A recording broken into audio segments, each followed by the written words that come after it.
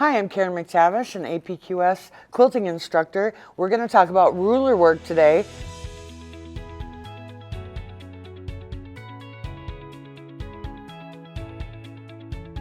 So now we're going to show you how to achieve curves and using the stitch regulation and the quilt glide mode. It gives you a little bit of oomph. When we use the quilt glide, it releases the drag of the stitch regulator so you can do some really nice curves.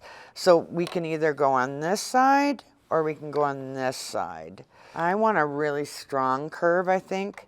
So I'm going to get a little bit bigger curve.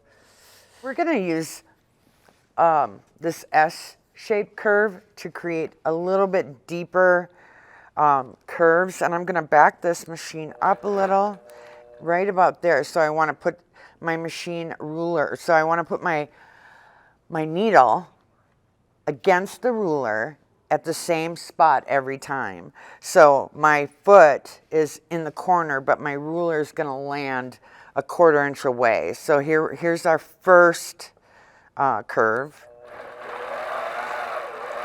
This is the no marking method.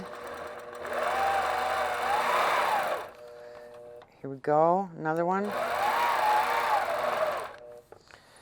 And then now we can switch it going to the other side. Here we go. Now with Quilt Glide, our stitches are a little smaller, but they still, look really good.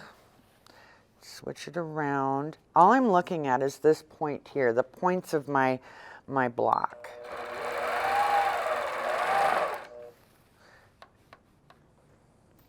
And any curve will work. All right, maybe we'll do it on this side too.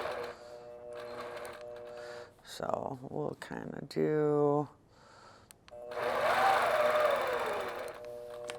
you could do this free motion, but this gives it a little bit more professional look. So we're going to go like that. Okay, I'm just going to show you here how to do this free motion. So we're going to take it off of stitch regulation and we're just going to do the continuous curve.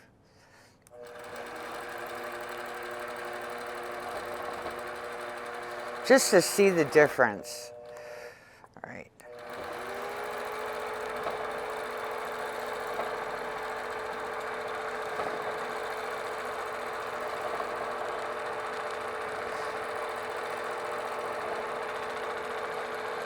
So I like the control I get from the rulers. The free motion curves aren't as perfect, so that's a good, you could do either way.